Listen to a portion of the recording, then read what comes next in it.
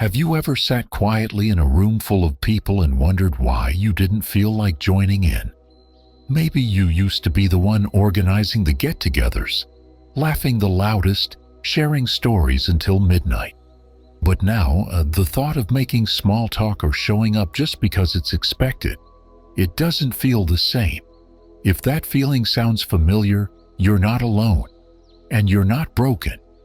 In fact, that quiet voice nudging you to pull back might be wiser than you think.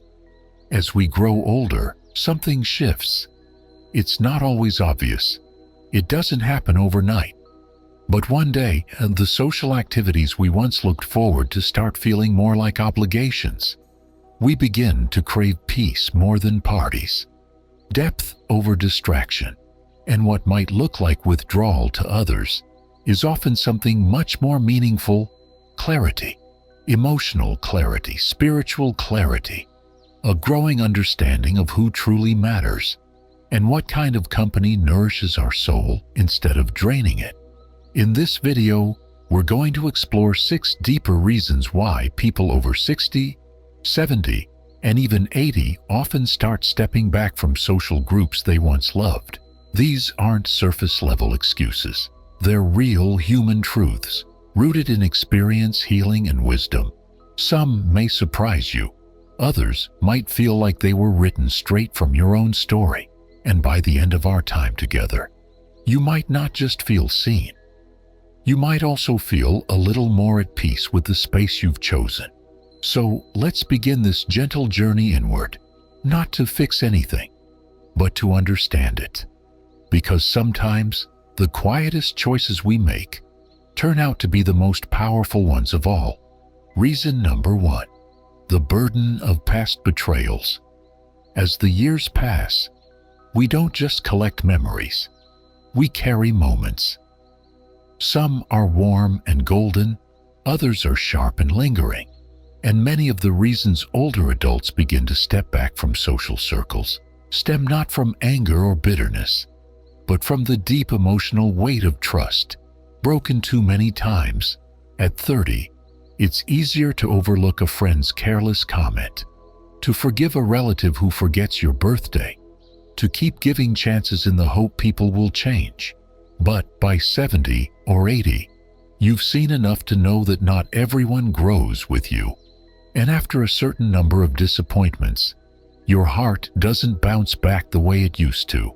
It gets quieter, more protective, more discerning. You stop reaching out just to keep connections alive, not out of pettiness, but because you've learned that peace is more valuable than performance, and trust, once broken repeatedly, becomes too sacred to offer freely. That's not coldness. That's wisdom. Take the story of Ruth, 83, who used to host monthly dinners with her neighbors. Over the years, a few never reciprocated. Others gossiped behind her back. One borrowed money and never returned it. Eventually, Ruth stopped hosting. She didn't announce it or explain it. She just chose stillness. Now she gardens, reads, and spends her evenings watching the sunset with her dog. She smiles more. She sleeps better, not because her world got smaller, but because it became safer. There's something freeing that happens when you stop inviting people who never showed up for you in return. You begin to honor the parts of you that kept giving, even when it wasn't appreciated. And with that honoring comes a quiet strength, the kind that protects your energy, your dignity, and your emotional well-being. So, if you find yourself pulling back, spending more time alone, and trusting fewer people, it's not that you've become negative. It's that you've grown protective of the one thing time has taught you is priceless: your peace. Reason number 2: the longing for peace over idle chatter. There comes a time when silence stops being awkward and starts feeling sacred. In earlier years, many of us tolerated, even welcomed, the buzz of constant conversation. We went to dinners, gatherings, reunions, smiling, chatting, filling the air with words that sometimes mattered and often didn't. But somewhere along the way, the desire for deep connection began to outweigh the appetite for company. This shift isn't about disliking people, it's about craving presence over performance. You begin to notice how exhausting it feels to sit through conversations that skim the surface, dodge sincerity, or circle around gossip. You see through the small talk. You feel the fatigue of pretending to be interested, when your soul is longing for something quieter, deeper, slower. Many older adults find themselves in this place, not bitter, not lonely, but simply full of stories already told, wisdom already shared, and a desire to protect their energy from being spent on words without weight.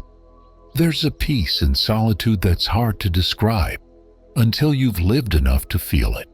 A slow afternoon with a cup of tea, a walk where no one expects you to speak, a night where your only companion is a memory that makes you smile. Those aren't signs of isolation. They're signs of alignment. Take George, 77. He was once the life of the party, a man who could light up any room. But now, he says he'd rather sit by the window and watch the light change across the floor than attend another potluck. "I don't want to talk just to keep noise in the air," he told me. "I want stillness that feels like truth." And that's what many miss about aging. It's not just about slowing down. It's about sifting, letting go of noise to hear what truly matters, letting go of people who only fill time, not your heart. And that choice, though misunderstood by some, is one of the most spiritually intelligent shifts a person can make. So, if you've been skipping the gatherings, dodging the phone calls, or choosing a quiet night in over a loud night out, know this: it's not disconnection, it's discernment. You've earned the right to choose peace. Reason number 3, the sense that people don't understand you anymore. There's a particular kind of loneliness that doesn't come from being alone. It comes from being around people who no longer see you. You speak and they smile, but their eyes drift. You share a story and they nod, but the spark of connection just isn't there. And gradually, you stop offering pieces of yourself because you feel like no one's catching them. As we age, this quiet disconnection can feel more disorienting than anything else. You've lived through decades of history, both personal and global. You carry memories of how things were, how people treated each other, how families gathered, how friendships meant something unspoken. But the world has changed, and not always in ways that make you feel included. The jokes are different. The slang makes no sense. People are rushing, multitasking, distracted. Conversations feel transactional. And in that swirl of speed and noise, you can feel yourself becoming invisible, not because you've lost your voice, but because fewer people are listening. This is a feeling many older adults won't admit easily.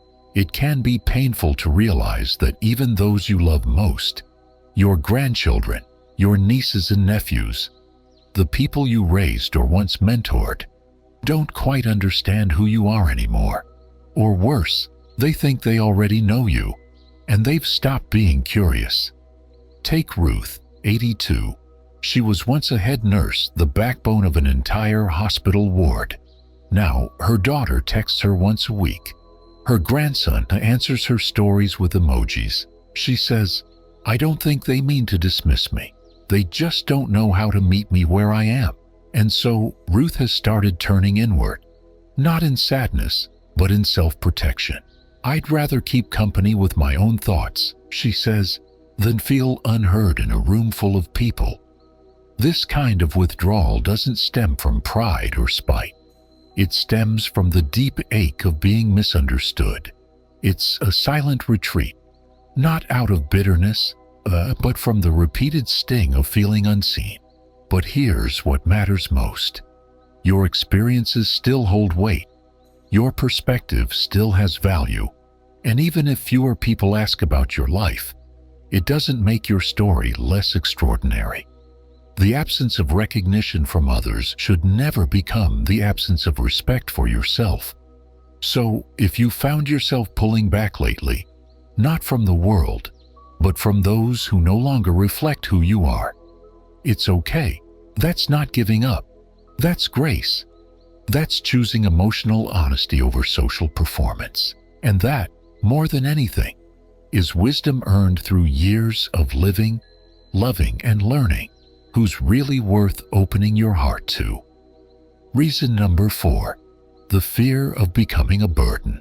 As the years pass, a new kind of hesitation begins to whisper in your mind, not about what you can do, but about how your presence might affect others. You begin to worry, not because you lack love in your life, but because you love the people around you so much that the last thing you want is to weigh them down. This fear doesn't arrive like a storm. It creeps in softly.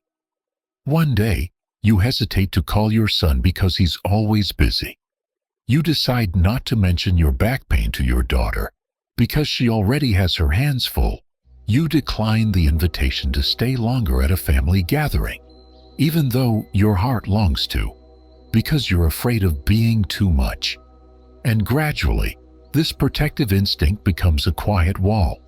It's not about pride. It's not even about independence anymore. It's about not wanting to be the reason someone else feels stress.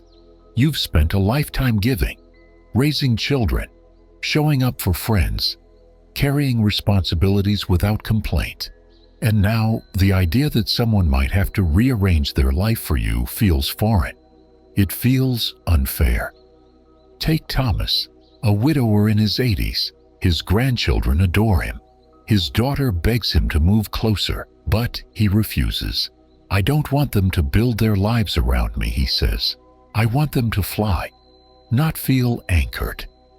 This fear of being a burden can lead to emotional isolation. You might smile through the phone call, say, "I'm fine," even when you're not. Keep your needs tucked quietly behind a curtain of, "Don't worry about me." But inside, there's a longing to feel wanted, not just tolerated, to feel included, not just checked on. And here's the tender truth. The people who love you may want to help, but you may have spent so many years being strong for everyone that you don't know how to be soft for yourself. You don't know how to receive without guilt. You don't know how to ask without feeling like you're taking something that shouldn't be yours. But love, real love, isn't a debt. It's a desire. It's your family choosing to show up for you, not because they have to, but because you matter. The moments they spend with you are not obligations. They're memories being made.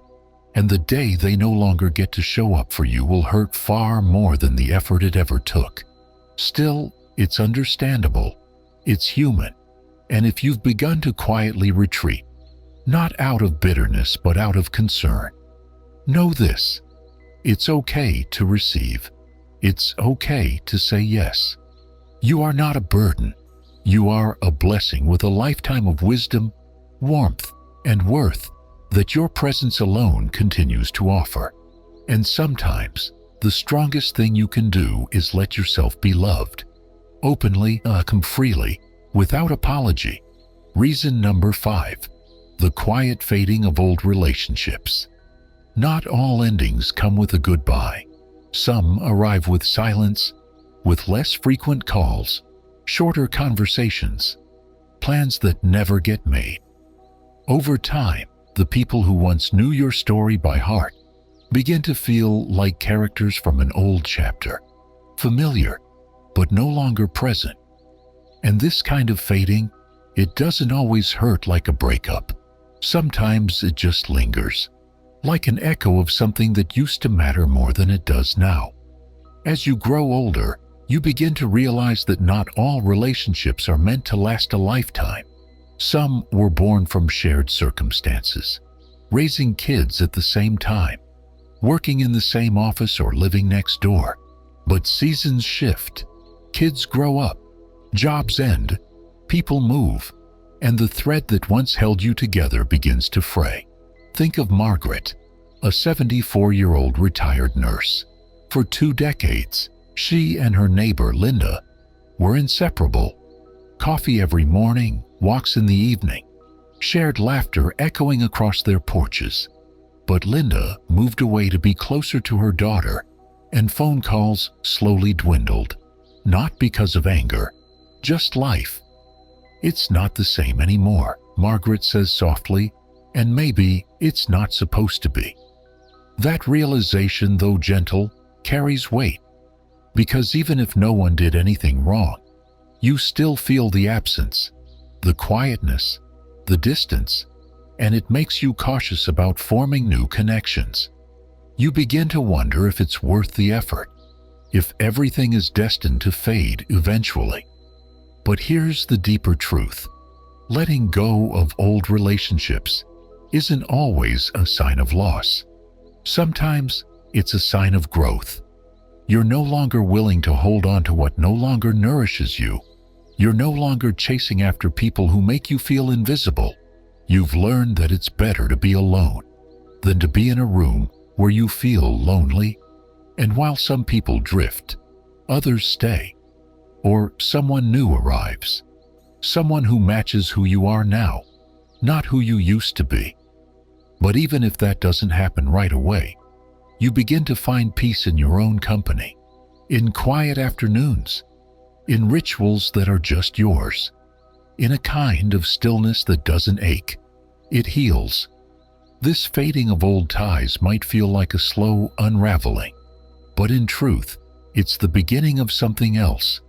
A life where you no longer carry the weight of outdated expectations, where you choose your connections with care, where space doesn't feel like a punishment. It feels like clarity. So, if your circle has gotten smaller, don't see that as a failure. See it as a filter.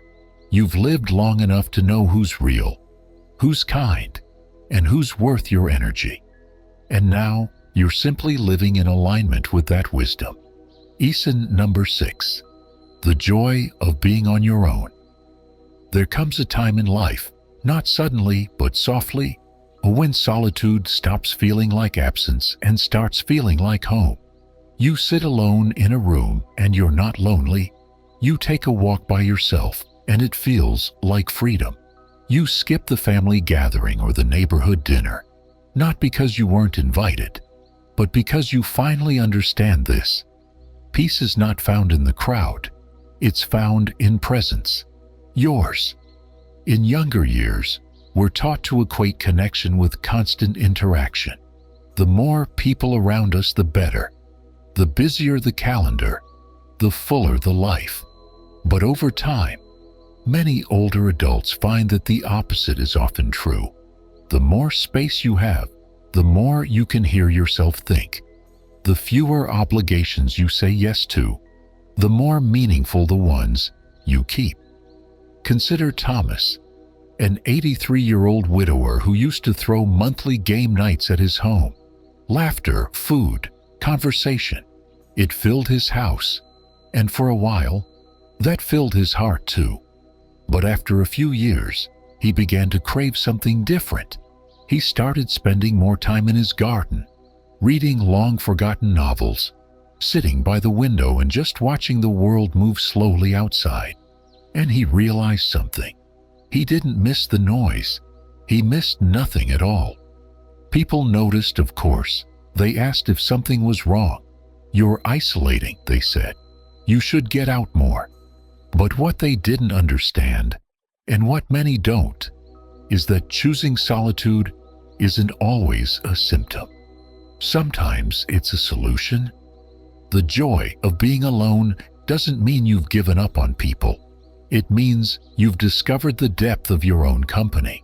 You no longer need constant affirmation. You don't chase after being understood. You've made peace with who you are. And that's not something you're willing to compromise for idle small talk or gatherings that leave you feeling more drained than fulfilled.